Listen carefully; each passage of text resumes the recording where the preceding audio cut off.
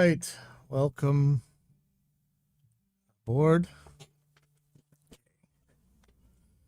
This is, let's see, episode number 150, evidence-based audio education and engineering. Going back to just trying to do this just as a live stream and not really deal with the podcast stuff. I've got to cut down my spending and everything, so try it this way. I like it a little bit better, and I'm glad to be learning this kind of stuff anyways. Now, there is a band practicing in the background, and it's a cover band, you know. That doesn't make me a criminal, or it shouldn't, but I don't know if you guys have been following. There's a lot of called the Case Act. Accidentally streaming something with something going on in the background, allegedly. The way it was written, it sure sounded like, you could be filming your friends at the beach, and, if you really cranked up the background audio, you could hear some copyrighted song or whatever. And then it started sounding like if people were playing covers. And I've been knocked on, I've had my streams DMCA'd on Facebook, not on YouTube yet, I don't think, for people playing covers in the background before. So this could happen right now on Facebook as well. That's lame, and that's why I named this one, Please Banhammer, Don't Hurt 'Em. I want to say this is a bipartisan issue, because I think when I was a little kid, it sounded like people on one side of the aisle didn't want rock and roll to happen or whatever. But in my lifetime, the two major acts that hurt musicians were from Democrats. And I hate for how lefty the right wing thinks I am, it's kind of crazy for me to say that. But then again, I think all the lefties think I'm like alt-right or something, which kind of tells me I'm right in the middle in the reality-based community. And like I always say, science flies you to the moon and religion flies you into buildings. So anyways, this was the Case Act. And I really, I haven't seen too many high-profile cases where this thing was really pushed. But remember, it really made it sound like, you're going to be a federal criminal because of something this Nancy Pelosi lady. And so many musicians in San Francisco wrote her and told her, please, that don't do this. This DMCA was, again, how many times we talk about DMCA on here, but the DMCA was something meant to protect musicians, not to hurt them. But so far, it's always used against musicians or creative people or scientists. Pathetic. The different places, depending where you are, right and left, reported pretty much the same thing. This is from Tech Dirt. I can't get any more left than this, right? Nancy Pelosi sells out the public, agrees to put massive copyright reform in must-pass spending bill. And if you guys remember, this is how disgusting this is that they're going to rail us again. This was a bill to provide relief to people who were affected by the thing that's going on right now that I'm not allowed to say because YouTube and Facebook and apparently Twitch hate scientists, hate science, hate reality, hate rationality. But this disease that's going around the world right now, this is what this act was about. And they shoehorned in this anti-musician, anti-artist, anti-creative DMCA thing. So this is the Case Act. It's a real pisser. It really sucks that, here we go, ranting, chasing everybody away. That's all right. This one sucked. But anyway, so if you hear a band in the background, don't DMCA me. I didn't do anything wrong. I'm not a criminal for that. It's just a band practicing. It's not taking money away from anybody. In fact, I would say it's probably bringing some new fans to some bands that nobody's heard of for a long time. So get over yourself. All right. Madonna said something stupid, but I don't want to go over it. Deal with it later. It sucks because I'm always kind of a Madonna fan, She always just kind of kicked ass, but anyway. Well, no, that's not true. How many times did she push like quack nonsense too? Did she? Or was that somebody else? I don't remember. I'm going to shut up about that. Okay. Something pretty cool here. Now, I'm late to the party on this. It's still saying it's in beta, but this is something called Wind Capture Audio, and this is for OBS, for Open Broadcast System. This is the thing I'm using to do like the live stream and stuff here. One of the problems that we're always talking about, in fact, we talked about it on the show before. Oh, you know what? Let me show you the right side, or you're not going to know what I'm talking about. Right monitor. Yeah, my Stream Deck is messing up again. Hopefully somebody can tell me how to make this work. Okay, so this is OBS. It's like the Reaper of streaming software, basically. How many shows that talk about how hard it is to route audio between apps in Windows, or actually on Apple just as well. Allegedly, it's easier on Linux. But what this program does is anytime it sees an audio source playing, like an output source, it shows up as an actual input here. So if I were to put where is it? Oops. Oh shoot, yeah, I don't have it installed on this one. Anyways, it adds whatever source you're playing. So it could be Chrome, could be Zoom, Skype, whatever. Could be your other app. This will at least capture the output of it. That was a big part of how hard it was getting the Discord audio back. So this is actually a good piece of news. You're still going to need some kind of loop back to get from OBS into these other things, probably. You could use virtual audio cable. I'm using some RME stuff for that. Or actually, I'm going around it in some cases. Yeah, it's still such a nightmare, but this is pretty cool. So if you want, just type in Google Win Capture Audio OBS, and it'll come up. Or just Win-Capture-Audio, and hopefully it'll come up. And this is by Bozbez, I think. It's on his GitHub. He's got a Discord. I haven't gone in there yet, but all right, I'm assuming it's a he. I mean, whoever it is, got a Discord. But this solves a lot of problems, and so it's a pretty cool thing. In fact, I was doing a game capture the other night, and I'm not really sure how the audio was getting across. I'm actually genuinely confused now, so I'm gonna take another look. I'm probably gonna end up installing this on this computer as well, because it's a handy thing. So go check out Win Capture Audio, and I think you'll be happy at me for telling you that. Okay, what else we got? Who's in the Facebook? Hello, whoever's on Facebook. Next thing I had. Oh boy, some of you guys can get mad at me. So this is from Plague Scythe Studios. To me, a pretty educational channel. Especially about guitar amp modeling and stuff. And this video is called Neural DSP Tale, Brand Fatigue and Market Oversaturation. And I think a couple different times on this show kind of talked about Neural. This is a company that I tend to like. I don't kind of like the same things this guy's talking about. It really feels like a lot of these products are a reskin and a resell.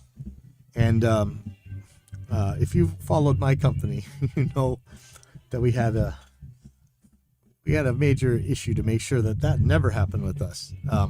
But that this isn't a competitor. We don't make the same kind of plugins. I'm just saying. I'm terrified of I'm terrified of even the accusation of the reskin or of the resell. If you guys get reskinned, I think you actually like that. It's the resell part I think you don't like. It's he said redundancy,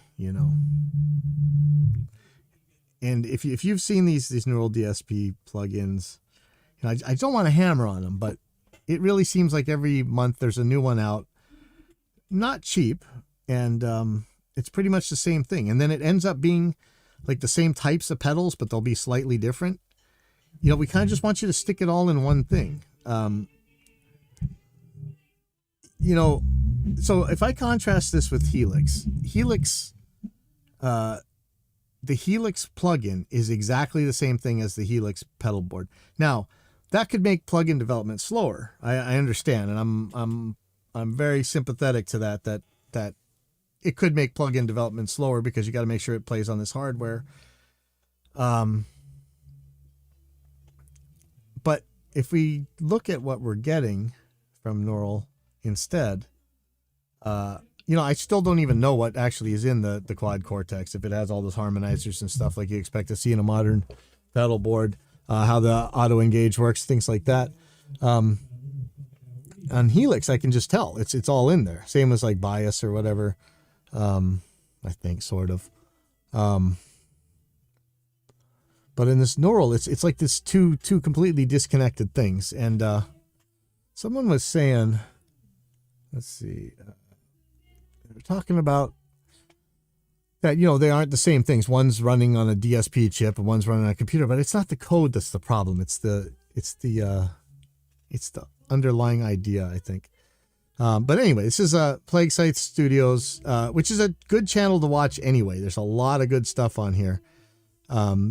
And I don't think he wants to really hit them either. I think he likes this company as well. A Neural DSP tail, brand fatigue, and market oversaturation. Have a good look and subscribe. This guy needs some subs. He's got like 30,000 times more than I do, but he deserves more. I mean, he does a lot. Very high quality videos here. Yeah, I hear a lot of people talk about Windows 11. I haven't moved anything to Windows 11 yet. I will tell you what I do. Really, guys, I really want somebody to tell me why my Stream Deck keeps changing. It's keeps changing back to the. Yeah, it's supposed to be on this one, right? I know you can't see this. I should. Not mind. Somehow it keeps switching itself, and I don't know what's doing it. Anyhow, I'm sorry, I won't bug you with that. So I think what we really want is just okay.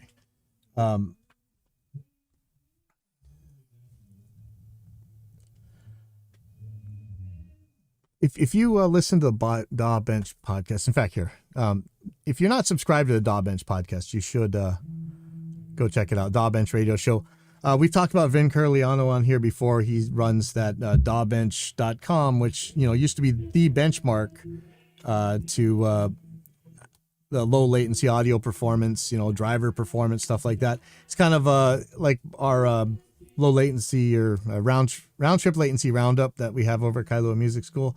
It's a resource like that, much bigger and better one. But between Vin Curliano and Jim Roseberry, these are the two guys, the two DAW experts of the world to me. When you're talking about building DAWs and building DAW hardware, this is the guy. In his radio show, he frequently has on Pete Brandt, something from Microsoft, as a guest. And, they're talking about what Windows 11 should be. And, they were saying Windows 10 forever, and they'll never. Windows 11 is a different thing. We're going to have parallel upgrade paths for a while. It's really confusing, and man, everybody's always afraid of an update, and I'm usually an early adopter, but this time I'm like, I don't know, don't really need this. Windows 10's working pretty good. I'd love to hear your guys' Windows 11 experiences. I was kind of reading through the Reaper forum, and there were plenty of people that had gone, and they say it's working out for them. So if you're running Windows 11, let me know, because I want to hear about it. Okay. So somebody, let's see where this is. It's a question.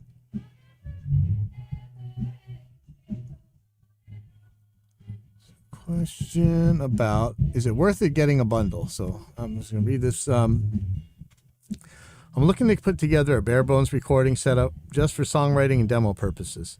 My previous experience is primarily messing with my GarageBand loaded iPad and playing into that via an iRig. I have a MacBook with Logic Pro X and just need an interface. Is it worth getting Focusrite Scarlett 2i2 Studio 3rd Gen recording bundle just to get the included cables and condenser mic, $279-ish total. Or would it make more sense to just grab the 2i2 by itself and grab a used SM57 or something similar? The mic would be used for scratch vocals and acoustic guitar. For what it's worth, I'm a non-audiophile hobbyist just looking to write some song demos and learn a bit about recording. Any other suggestions to accomplish that with an initial outlay of $300-ish? One of the first answers here says, for acoustic guitar and vocals, I'd use a condenser, not a 57. There are many YouTube and internet articles about the best type of mic for use for acoustic guitar and vocals. Another guy, Kiki90291. I would look up some reviews on the mic including that package. As long as it gets decent reviews, it will work fine for your needs. If it is not reviewed well, get the interface, which I understand to be a great interface, and look for a decent condenser mic, as the above poster suggests. 8line 8. Maybe it's Glen G or something. I have an AT2020. Awesome, dude. And it works very well for vocals and acoustic guitar. I recently upgraded to a Roswell Mini K47, which I like better. It rounds off the top end a bit, which works well with my very bright acoustic guitar. But I was very happy with the AT2020 and would highly recommend. Now, remember, we had Vern Craner on here, and he uses the AT2020s and does things with them that I couldn't do with close mics. So, now, when it comes to this Focusrite bundle, usually they come with these, the same El Cheapo condenser mics, but they're actually okay. Some of them are like electric condensers, and some of them are, the regular capsules, but either one actually works pretty good. I would be surprised, not that there's anything wrong with the 57, but... Oops, sorry. Let me get rid of that. Not that there's anything wrong with the 57, but these condenser mics are nice, and they're a lot. I think in some ways they're more forgiving because they're gonna pick up a lot more than a dynamic mic normally, and at the same time they really show the problems with acoustics right away, because this mic's going to just make the whole room, like every problem in the room is going to show up. And to me, that's a good thing. The beginner can always turn it down and it'll be more like the dynamic mic. But I think learning to deal with rooms and acoustics right away is a good thing. And I don't know if I've seen people buy the bundles. I think one bundle I saw might have turned up with the bad mic, but there was something weird about the shipment. The scary part is there's not that many chips on the market. I don't know that there's that many interfaces on the market right now. We're actually in some trouble with supply right now. But if it were me and I wanted to do something right now, I would just grab whatever's out there, to be honest, because I'm worried that you won't be able to get stuff. But what is a 2i2? How much does that cost? Let's see. Let's go to Sweetwater. I know. Sweetwater. No, Sweetwater. Let's take a look at these 2i2 bundles, or 2i2. Let's just look. And that didn't work. 2. Here we go. Okay, so check. What in the world is going on here? Why am I hearing... Check. I'm not hearing me, am I? What am I hearing? Wow. Okay, something weird was just going on. Anyways. So I see 2i2 3rd gen okay, in stock. So look, when I click this in stock thing, looks about the same.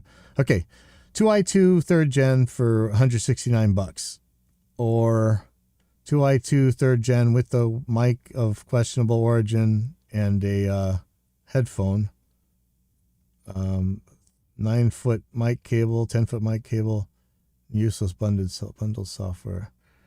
Boy, it's $110 for headphones and a mic that you don't know what it is. Let's see. Large diaphragm, condenser mic, and cables. $284. I don't know. I don't know about these bundles.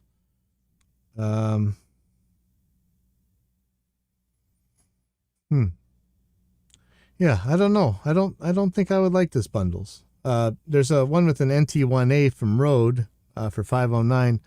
I think if I were you, I would buy this 2i2 and get some cheap condenser mic. In fact, I bet you Sweetwater sells one.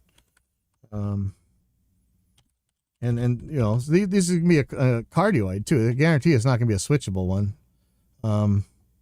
So let's say you had another $110 to play with. So,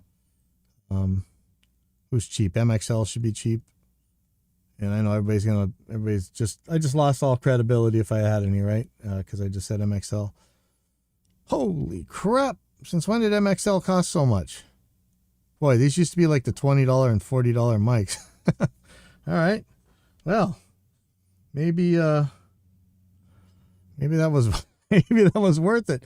I tell you, man, gear prices are through the roof. I'm really sorry because normally this is a much cheaper prospect. We have one of these V67Gs in the other room. It's fine. It's spitty like you'd expect, but it's fine. It'll be just like that Focusrite one. Wow, I'm actually kind of blown away by how much these mics cost. So SE is going to be okay. Let's go tried and true here. I'm going to go Audio Technica. We are going to go to cardioid. And there's still 44 left. How do we do this? $50 to $100. What do we got here? 5 mics. Here's a 2020 right here for $99. It's right on the edge here. I'm going to say I would get this 2020. Actually, I mean, you could really ask Vern Grainer what's going on with these things because he knows. But it's a very capable performer and it's $100. Well, I'm sorry that, before mics are like 20, 40, $30. I'm sure there's $20 mics on Amazon. I don't know if they're any good, but this 2020 is good. I hate to tell you $100 for a mic, but it's better than $10,000 for a mic. So I would grab that. And headphones, I don't know who you're going to fight with somebody over headphones. I like these Audio Technica M30, M40, M50 things. They keep going up and down in price. So that's my 2 cents anyways. There's a lot of 2 cents, I'm sorry. Okay. We're looking at Reaper. Okay, so a question on the Reaper forum. Does PDC even matter on a reverb send? That's plug-in delay compensation. I'll read the original post. PDC is still one of those things I wish I didn't have to think about. No matter how much I try to understand it, it still causes much confusion. Anyway, I bought a reverb plugin I really like, Perfect Plate XL, but it adds tremendous PDC latency, around 2,000 samples. I can get around it by setting the chain PDC mode to ignore plugin delay, but what's the trade-off? I'm not sure what problems this might cause me later when I forget I've done so. Will it cause me any actual problems if I leave it that way forever? I'm used to the problems incorrect PDC settings have on recording tight rhythms while monitoring through Reaper, but I can't see what it's doing in this context. I guess it messes with the pre-delay times, but if I set that by ear with the PDC off and it's in time, what's the difference? I also do this with my guitar tracks when I'm improvising, so I'm curious what issues I'm causing by leaving it that way when I start recording the project. As far as I know, even if you left that latent plugin on, let me pop up Reaper real quick, see if I'm just crazy. If I put on something with latency, and I hope this doesn't break this audio stream. I'll actually check this after that because I have a feeling this could break something. Let's see. So if I go to key listen, no. If I just go to look ahead, and now I'm adding latency, so that's 1536. It's close to the same samples that he's got. Now, if I have this track right here, and I look at the performance meter, there's PDC on one track, but is there PDC on the master? I don't think so. I think you're still. In fact, I'm going to arm this other one. I'm going to arm it at 27 actually.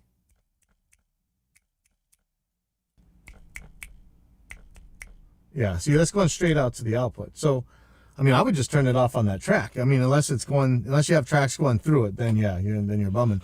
But as far as I can tell right now, and it really seems to be this,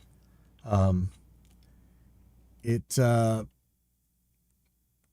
you just turn off even if you leave PDC on, it's not going to matter to the tracks that aren't delayed. Yes, it'll. Boy, what will it do in the mix?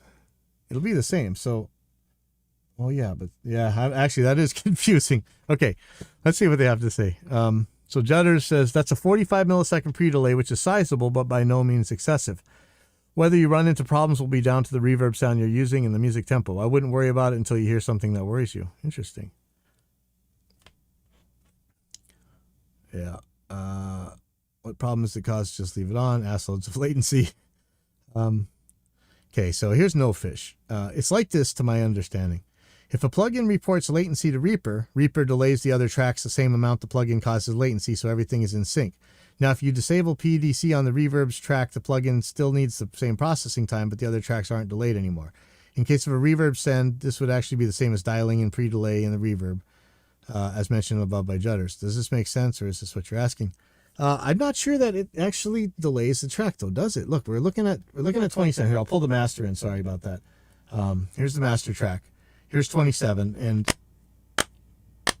15 milliseconds, a very long time. 1,500 samples. So 45 milliseconds. Is that right? So let's just add some more. We'll just duplicate this one.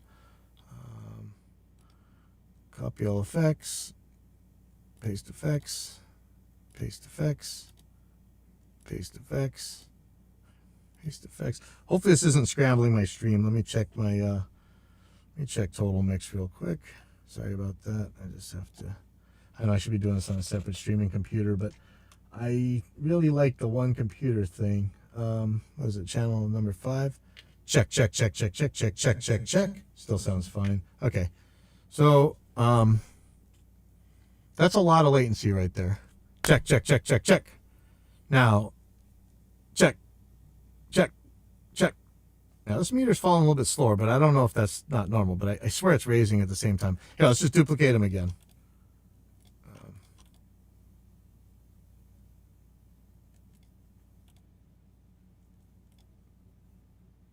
Okay, so now that's a lot of, like a quarter second. Check. That still looks, let's add some more. I don't know why it keeps popping around. That's a little bit weird. It's probably going to crash Reaper. What am I doing? Whew. Okay, 28,800. So that's almost half a second. Check. Okay, so now I'm gonna arm 27 on the track with the latency, and you're gonna see this is gonna be a different thing. I think either I'm gone nuts. Check. See that? So it's delaying that track.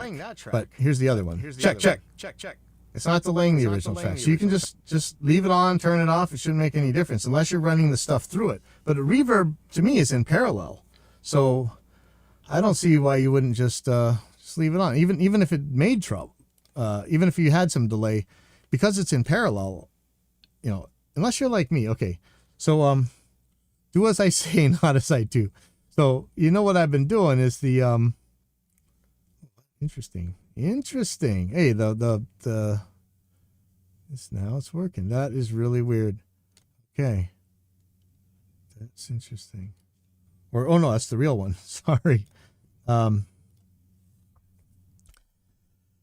Interesting. So, you run reverbs in parallel normally, but yeah, I've been doing this, and it's probably a bad thing, but now I've gotten into such a habit with it because computers are getting so much more powerful that I stick reverbs right on the track I'm going to use them on a lot, even though I shouldn't, because then I can do more easily ducking tricks and stuff. But then again, with the new AIX DSP iconic reverb, the ducking thing's not really a problem, but it's kind of a plug, isn't it?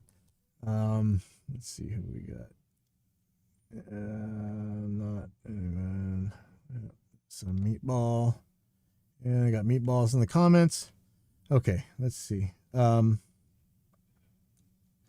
But yes, this PDC stuff can be really confusing, but in this case, it seems like to me I would just leave Just leave this stuff on. Okay. So this one here, it's a long thread, and I kind of answered it in my snarky way, but I'm one of the guys who actually measures this stuff.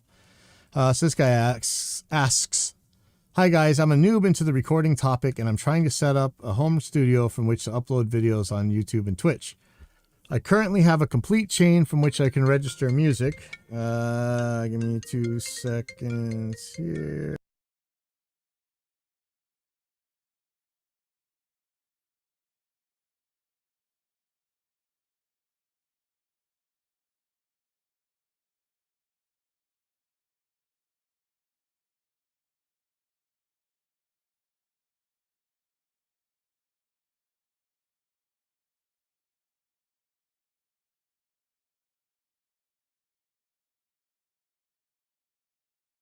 That's what happens when you go live.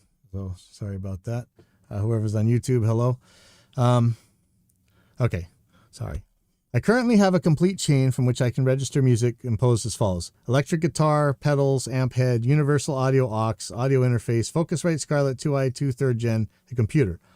I would like to ask you a question about the last piece in this chain, the audio interface. My current audio interface was given to me as a present a couple of years ago. It cost approximately $150. I was wondering if an upgrade of an audio interface involves an improvement in sound or in quality of the recording. The candidate to replace the Scarlett is the Universal Audio Apollo Solo, approximately $900. What do you think? Thanks for your kind attention. HCM Marcus, thank you so much. So what did he say? If you can hear a difference as confirmed by an ABX test, I will be shocked. Even if there is a difference, it's going to pale in comparison to the change you will hear by ever so slightly twisting any knob on your guitar, amp, or effects devices. And so he asks, so what's the point of spending a lot of money on audio interfaces if they're all the same? They're not all the same. Oh, thank you, SWS1. I still wonder, is this SWS from SWS extension for Reaper? It says they are not all the same. Pros can hear a difference. People who create songs with tons of tracks recorded through that interface will hear it as it adds up. Actually, you know what? This is the stacking myth. Well, okay, so he started out right. They aren't all the same. You might have a different number of inputs and outputs. What have I got right here? Here is we're talking about Focusrite. Hey, Focusrite. Actually, Focusrite has done a lot for this school. Never mind, I'm not begging for endorsement. You guys have done plenty. It's Focusrite Solo right here. This has got 2 inputs, 2 outputs, basically. This is oh man, it's another Focusrite. I got some RMEs and junk, but what I carry around in my bag is Focusrites. This is the Scarlett 4i4. Okay, let me hold it the right way. It's got 2 inputs, two combo inputs, 2 line inputs in the back, so 4 total, 4 line outputs. And this thing, the reason I got this in my laptop bag is this has loopback included. That's an important thing, but so that's what you're looking for. You're looking for features, channel count, form factor, what you need like that. You're not going to get a better sound. This is sommelier stuff. These wine tasters that can't tell the difference between red and white wine. We've done several of these shows, and when you do an actual test of apples to apples, these things test just about the same. We found some older interfaces that were kind of crappity, and found some older interfaces that were actually really good. Lots of DIs that were good for cheap. Lots of DIs that were crappy for a lot of money. In fact, the most expensive DI on our list was the biggest piece of crap on the list. So that should tell you something. The cheapest DI of all was as good as the best DI. So anyway, I just did my typical snark, of course, without reading the thread, because HCM Marcus actually answered it correctly, right? Where was my shenanigans? Okay, so I said, can someone name a lower priced interface with worse converters than a higher priced interface? And what are you willing to put up as a bet that you can't tell the difference in an ABX test? Now, that's the big rub, right? These things will test differently because everything in the real world is going to test differently. Whether that difference reaches the threshold of audibility, that's a different thing. And you saw SWS push the I'm going to call it the stacking myth. There's some truth to it, but just because two things happen doesn't mean that they're any really closer to the threshold of audibility. The way noise and distortion and things work, it's a little bit different than that. You may or may not actually stack stuff, but it would have to be pretty drastic and more likely random in order to really make it something you would hear. But somebody kind of took me on and said, I'd be interested to participate in the test, but I'm not willing to put any money on much of the outside weird circumstance. Hold on one sec. Yep. Hey, here's for the room. Okay, cool. Thank you. Did I turn off the AC or did? I did not. Oh, you can't. Oh, that's weird. Maybe it turned. Maybe it's okay. resting. I'll take I think it was on like a bit ago, but yeah. All right, I'll take care of it. Okay, and I left up already. All right, cool. Thank you. Again, that's what happens when things are live. That's all right, right? That's why you guys are here. So anyway, he said, I'd be interested to participate in the test, but I'm not willing to put money on much outside of weird circumstances. Frankly, most of the reason is that I've lost pretty much all faith in basically everyone's ability to set up the test well enough. And I'm not even really trying to insult people when I say that. A lot of the things that I'm interested in ABXing are really hard to test scientifically without making significant assumptions or bringing in a confounding variable. At some point, I get the myths and why they persist, but it still bugs me. But see, it's that there's truth to that. But I think in the end, if it cannot be distinguished by an ABX test under any sane conditions, then if the difference is small enough to be dwarfed by what must be the most minute and unnoticeable confounding variables, I'm okay with the results. What I'm saying is there could be confounding variables, but like what? The switch, the noise of the switch, a volume difference. I think we can get the volume close enough. We could just run it out the same converter. So yeah, I don't think so. So somebody else says, and it says some good points. I think in the end, if it cannot be distinguished by an ABX test, he says, I think a lot of what we hear in audio interfaces is the preamps, not the converters. And yeah, there can be a difference. But I built the $5 mic pre from the that chip schematic, and it sounds pretty good. So there's that. Yeah. A couple of comments about why would the pros spend that money is because as they know if their skills or rooms or other gear make those small, maybe undiscernible differences add up to a better mix in the end. I don't think so. So the way I answered this, and it's true. So the guy says race cars use very expensive tires because to them it really makes a difference. But I'm telling you, and I'm going to make this claim. You guys can throw out my entire lack of credibility all you want. It doesn't matter to me because this is how it is. Or this is how I see it anyways. These things are flat. They're so close to flat that any difference that you could name is actually a distortion. If you say, oh, it's got more, it's brighter. I guarantee it's not flat. It's going to have a boost in the treble, or it's deeper or whatever. It's going to have a boost someplace or a cut someplace. These things are so close to flat, so close to noise free, so close to distortion free. Most of this stuff is full of crap. So I said, I think we finished the ABX testing for 99% of interface mic preamps years ago, so I'm willing to include them in the test confidently. But yeah, for the OP, definitely don't listen to sommeliers, audio or otherwise. Turns out they can't tell the difference between red and white wine, right? And then so this guy, of course, I had already said it, right? The biggest confounding variable is level. Most people don't come anywhere near close enough. So I'm just going to have to say, like a snarky bastard that I am, good thing we can do the test by coming out of the same converters. But anyways, this is just apologetics. This is apologetics like any other religion, like the sommeliers, like the fruitcake politic crazies out there. It's just religion. It's the same kind of apologetics the wine tasters and the cheese tasters or whatever give for their inability to discern jack diddly. They make all kinds of excuses about why they were like, remember the Stradivarius, the violin test, all the violin snoots got just completely owned, man. I mean, and then they of course, just like the Dowsers, when James Randi was showed these Dowsers couldn't do jack, they come back with all these excuses a couple days later, right? I mean, this is the same thing. Just like any religion, just like the mic preamp nuts. And like I said already, science flies you to the moon, religion flies you into the buildings. And, please, Banhammer, don't hurt them. I had a cover band playing in the background. It doesn't make me a bad person. And that's the show for today. I'll see you guys next week, or I'll see you in tech support, actually, probably.